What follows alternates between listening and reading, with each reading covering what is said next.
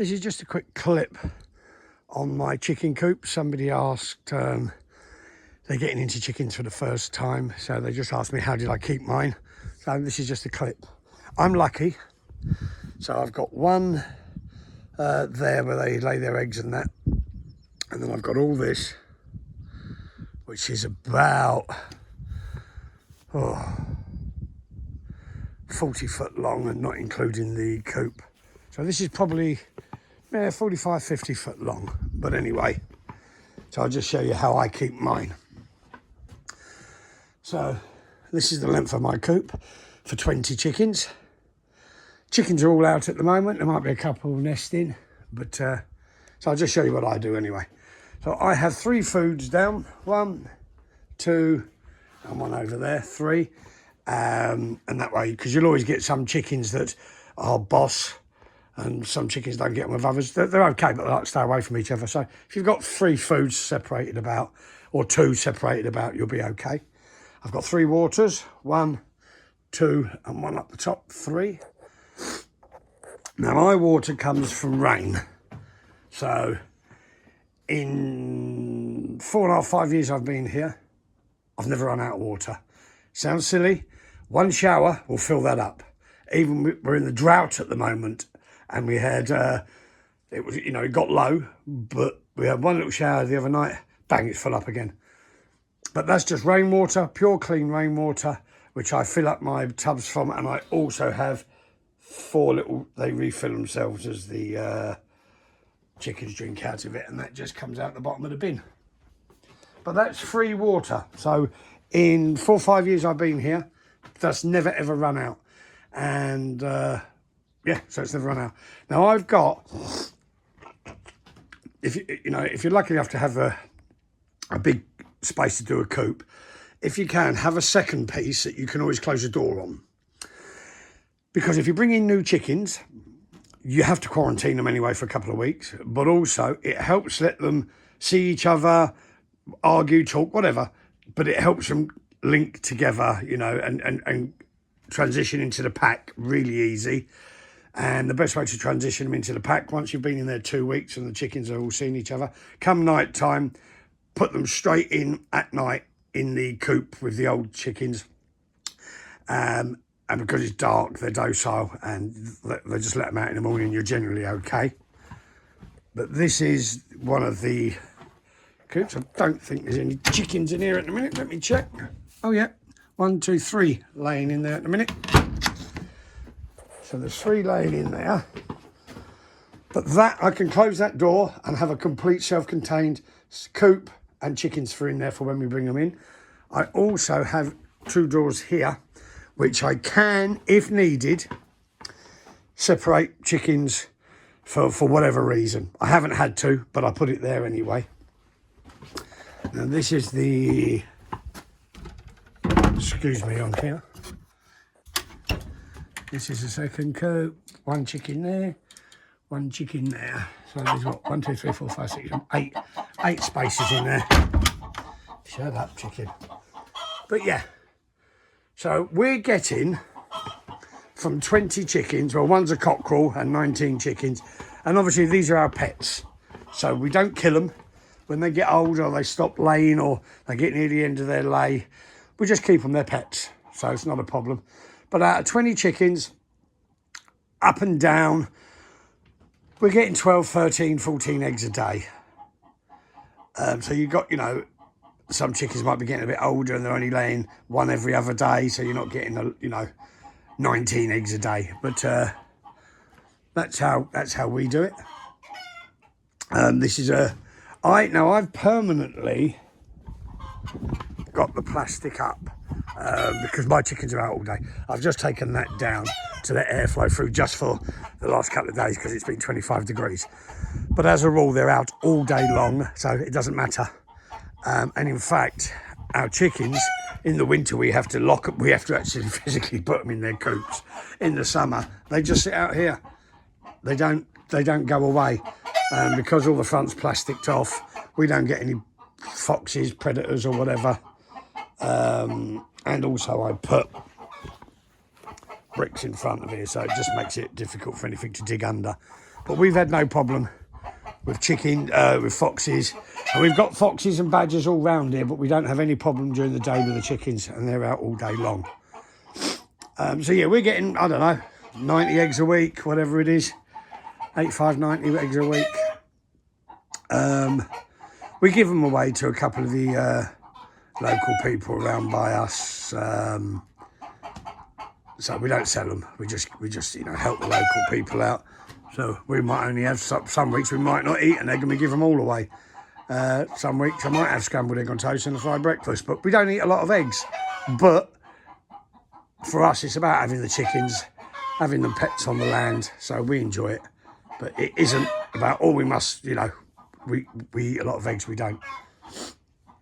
But yeah, so yeah, here's Reggie. Hello, Reg. Hello, Reg. Here's our cockerel. Reg. Now, what we do find... Oh, you're doing your mating dance, mate? What we have found, you can get, obviously all your fancy chickens and all the rest of it. We've got a mixture. The missus knows what they're called, but I don't. We've got the white ones. And we've got some that lay blue eggs. We've got 2 that lay blue eggs. But the best chickens to get, your brown Highlines. I love them. They're friendly. They're like bloody dogs. They come up and they like to be carried. They sit whenever we bring the food out. They sit. But if I call all my chickens, see if I can. Chickies! Come on, chickies! Come on, chicks! Chickies! I'll just get some seed for it, and you'll get to see what we got. So hang on a minute. This is their treat seed. Chickies! Oops, fall over, fucking things. Sorry, excuse the video camera. So there's your chickies. Now that grey one, I don't know what it's called, but it lays blue eggs. There's all names for them, I don't know. But personally, I like just the normal old brown chickens. They're the friendliest by a long shot. But the wife wanted something that laid blue fucking eggs for some reason. But anyway, the blue ones are good, and these white ones, I can't think of the name of them. I'm sure somebody will tell me. But they all come in, if you've got your chickens for the first time and you want to, how'd you get them in, have a tin, shake a tin, and as you heard me shout out, chickies, they all come running. Come night time, 5 o'clock at night, I just shake the tin and go, come on, chickies, and they all come running from all over the acre of the property, and they just go in. I just throw a handful of seed inside the coop and they all go in, no problems at all. This is one here. It likes to eat away from the rest of them. Hello, mate. Come on, hang on. I'll just do this with my camera. I do apologise for the camera. Hang on a second. This is like I say, this one's like a dog. Come on, mate. You sit up here.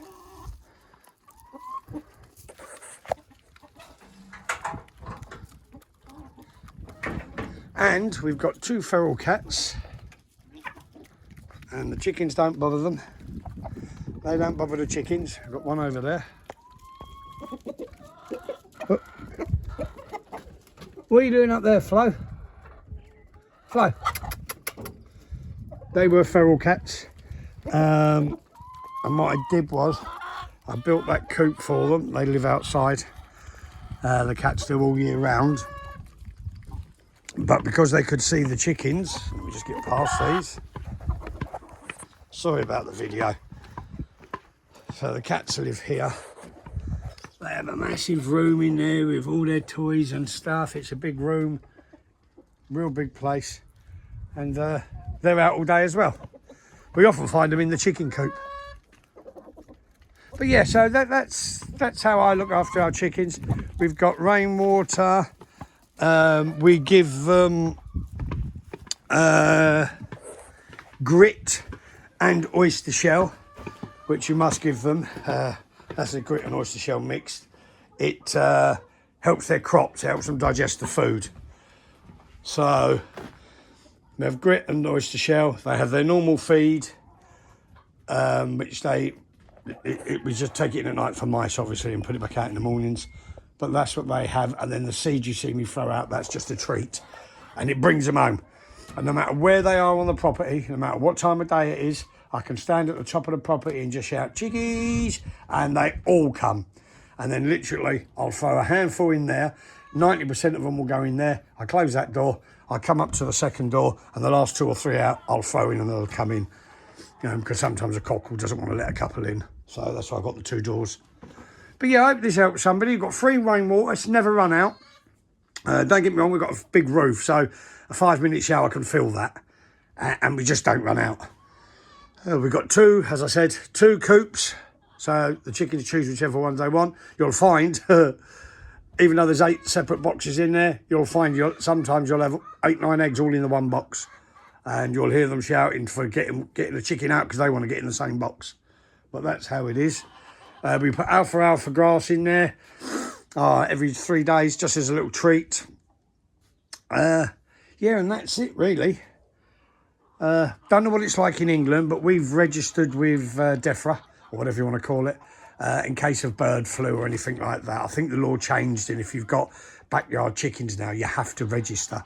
So that way, if there's any issue, we get messages saying, you've got to keep your birds in, or there's a outbreak somewhere, and, you can make a decision to keep them in.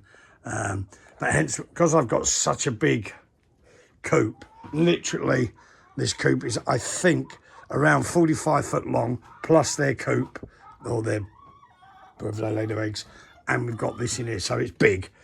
So in the winter, we can keep them in if it's snow, and it's actually warmer in here with the plastic round, which we keep round all year round. It's actually, it sounds stupid, it's 3-4 degrees warmer than it is outside. So the chickens are absolutely cosy. But yeah, chickens are cosy. That's it. I'm going to put that panel back up today. But that's it. But you can see the size of the roof. It's a big roof, so it fills up the water very quickly. But yeah, I hope this helps somebody out. Like I say, I'm no chicken expert. We've had chickens 5 years. What I have found is if you buy the X battery, they can be in quite a state when you get them. We've had X batteries, and we've had 3-4 batches of X battery. Sadly, we've found they don't live that long. If you get 3 years out of them, you're lucky. 2-3 years out of them, you're lucky. So we've stopped doing that now, and what we do is we actually just buy some chickens. Yes, they might cost you 15 quid as opposed to 5 quid on the battery hens. But you'll get, we find we're getting 6, 7 years out of them, which is good. Chickens do go downhill for no reason at all. So be prepared, to have to put them to sleep, that happens. But you'll know, for some reason they just go downhill for some reason. Some you can just find them just drop dead. Not many, thank God. If we have to, maybe 1 a year, 1 every 2 years, depending on when they all start getting to an age and we bring in a new batch, and obviously they all start to go. But as a rule, if you keep your chickens good food, fresh water every day, in the winter you can change it every 2 days. And the idea with these as well, if you want to change the water every day, is only half fill them, because you end up throwing away a load of water. So half fill them, next day they might have gone down quarter, throw it away, refill it up. But if you fill it up to the top, what you find is 2 days time it's only down to then, and you throw it all away. So you're wasting water.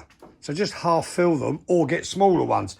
I've got 2 big ones here, and that's a smaller one. It's just that if we go away for 2-3 days, the chickens have got masses of room, plenty of water, plenty of food, and they're as good as gold. That's why we had the big ones, and that's why I've got 3. So, yeah. But anyway, hope this helps the couple of people that have asked me about chickens, first time starting chickens. Obviously, you don't need something this big at all. Personally, I've seen people, which I do not agree with, I've seen people literally have 2-3 chickens in a rabbit hutch in a little triangle thing on the grass that they move around the garden. I don't agree with that myself. If you're going to have chickens, have a big space. If you can't, let them roam free because you're in a town, that's fine. But my personal minimum, personally, and I know I'm lucky I've got a big space, this place here is probably 10 foot by, I don't know, 10 by 15 or 10 by 12. That's big enough, I would say, be great for 5 chickens, 6 chickens, but no more. It's all about space. I know a lot of people just, you know, ram them into small places in a count. Not, I won't say that. Ram them in a small back garden and have them in a rabbit hutch or whatever, or a little triangle thing. Personally, if you haven't got the space for the chickens to give them a good life, don't get them. Don't get them. You know, make sure the chicken has the best life you can get. It's like any animal at all. Make sure it's got space. Make sure it's got a good quality of life. Living in one little spot, walking around in a 2 foot square or 4 foot square, even 6 foot square, ain't good enough. Ain't good enough. So that's what you do. Just I will show you something in case people ask. We've got up there, they come back every year. We got swallows. So I have a hole cut in the door so the swallows can get in. And they're nesting at the moment. But yeah, again, sorry for the long-winded video, but it's just a little video, somebody asked, so I've done it. If you think it's a load of bollocks and you know, just click off it and move on.